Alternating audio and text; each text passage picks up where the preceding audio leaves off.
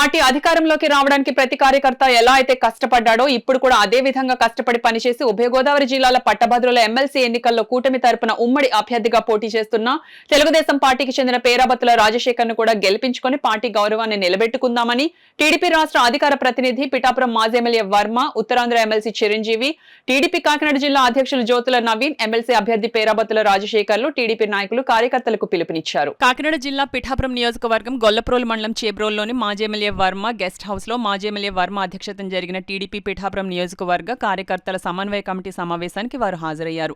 ఈ సందర్భంగా ఉభయ గోదావరి జిల్లాల పట్టభద్రుల ఎమ్మెల్సీ అభ్యర్థి పేరాబత్తుల రాజశేఖర్ గెలుపు విషయమై కార్యకర్తలు నాయకులతో సమీక్ష జరిపారు.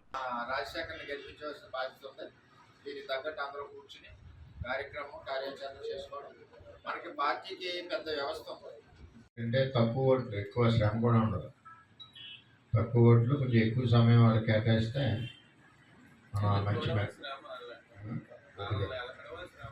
మంచి మెజారిటీ వచ్చే అవకాశం ఉంటుంది. కాబట్టి ఆ విధంగా మనం ఇప్పుడు మన పార్టీకి మొట్టమొదట విజయం ఇచ్చి కార్యకర్తల్లో ఉత్తేజం ఇచ్చిన మరి అందులో ఆయన విజయంలో మన పిఠాపురం నియోజకవర్గం కూడా భాగస్వామ్యం ఉంది. దగ్గర 20 రోజులు చిల్లర పనిచేసాం. ఉత్తరాంధ్ర ఎమ్మెల్సీ చిరంజీవి గారిని ఆయన యొక్క సందేశం కోరుతున్నారు. వాళ్ళందరినీ కూడా ఓటుగా నమోదు చేసి మరి మనం ఇచ్చిన టార్గెట్ కంట మరి ఎక్కువ చేశారు. ఈ పిఠాపురం నియోజకవర్గం 7,900 పైచిలకు అయినాయి. ఇంకా కూడా ఎవరన్నా ఉన్నా కూడా ఆన్లైన్లో చేసుకోవచ్చు. ఎవరన్నా మన కుటుంబ సభ్యులు ఎవరైనా ఇంకా మిగిలిన ఆన్లైన్ ఇంకా ఎలక్షన్ 15 రోజులు 10 రోజులు ఉందనగా కూడా ఆన్లైన్ ఉంటారు. అది కూడా మనం ఆన్లైన్లో మనం చేసుకోవచ్చు. చెప్తే మన పార్టీ ఆఫీస్లో దానికి సంబంధించిన ప్రత్యేకమైన యంత్రాంగం ఉంది. కాబట్టి ఇంకా ఎవరైనా 1 6 10 మిగిలిపోయినా కూడా చేసుకోవచ్చు. మరి ముఖ్యంగా ఇది మన ఎలక్షన్కి 2వ ఘట్టం. ఓటర్ నమోదైన తర్వాత ప్రతి ఓటర్ని మనం కలవాలి. అభ్యర్థిగా మరి నేను 34 నియోజకవర్గాలు ఇప్పుడే మా ఎమ్మెల్సీ గారు అన్ని వివరాలు కూడా చిరంజీవి గారు చెప్తారు.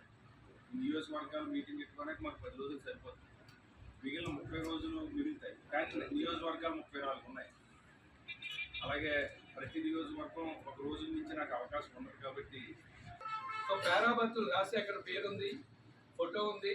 ఆ ఫోటోకి ఎదురుగా పేరాబత్తుల రాజశేఖర్ మనం గెలిపించాలి. కాబట్టి ఆ ఫోటోకి ఎదురుగా 1 వేసి వచ్చేయాలి. 1 వేసి వచ్చేయడమే మన పని. కాబట్టి టిక్కు పెట్టడం కానీ ఇంటూ పెట్టడం కానీ చంద్రబాబు నాయుడు గారి మీద ప్రేమతో జై చంద్రన్న జై లోకేష్ అని రాయడం కానీ చేయకూడదు. అట్లా చేస్తే ఆ ఓటు ఇన్వాలిడ్ అయిపోతుంది. ఆ ఓటు చెల్లదు. కాబట్టి ఈ విషయాన్ని మనం ఓటర్ దగ్గరికి వెళ్ళినప్పుడు చెప్పాల్సిన బాధ్యత మీ అందరికీ ఉంటుంది. రెండవది, ఇందులో గెలుపు విధానం ఏంటి? చాలా ఇంపార్టెంట్ పాయింట్. ఇది ఖచ్చితంగా తెలుసుకోవాలి మనం. ఇందులో గెలుపు విధానం ఎలా ఉంటుందంటే, ఎమ్మెల్యే ఎన్నికలో 5 పోటీ చేస్తే 5లో ఎవరికి ఎక్కువ ఓట్లు వస్తే వాళ్ళు గెలిచినట్టు. అధికారంలో ఉన్నప్పుడు కులాలు ఉంటారు, అపోజిషన్లో ఉన్నప్పుడు మనం అందరం కూడా కష్టపడి పార్టీని బతికించుకున్నాం. దాంట్లో భాగంగానే ఎమ్మెల్సీలు కూడా ఎలక్షన్ ముందు 3 ఎమ్మెల్సీలు మనకు వచ్చాయి అంటే జనాల్లో మార్పే కాదు, మన కష్టం కూడా. ఆ మార్పు ఏ విధంగా వచ్చింది? మనం పడ్డ కష్టం వల్ల మార్పు వచ్చింది. దాంట్లో భాగంగా 3 కూడా ఎమ్మెల్సీలు మనకి ఇవ్వడం జరిగింది. అప్పుడు నెగ్గినా ఓడినా పెద్ద సమస్య ఉండదు. ఈరోజు అధికారంలో ఉన్నాం, మంచి ప్రభుత్వం అని ప్రతి గడపకి కూడా తట్టి స్టిక్కర్లు కూడా అంటించాం మనం. అది మంచి ప్రభుత్వమా కాదా అన్నది జనాలు డిసైడ్ చేయాలి. ఆ డిసైడ్ చేయాలి అంటే ఈరోజు మనం ఎమ్మెల్సీని ఖచ్చితంగా నెగ్గించి తీరుకోవాలి.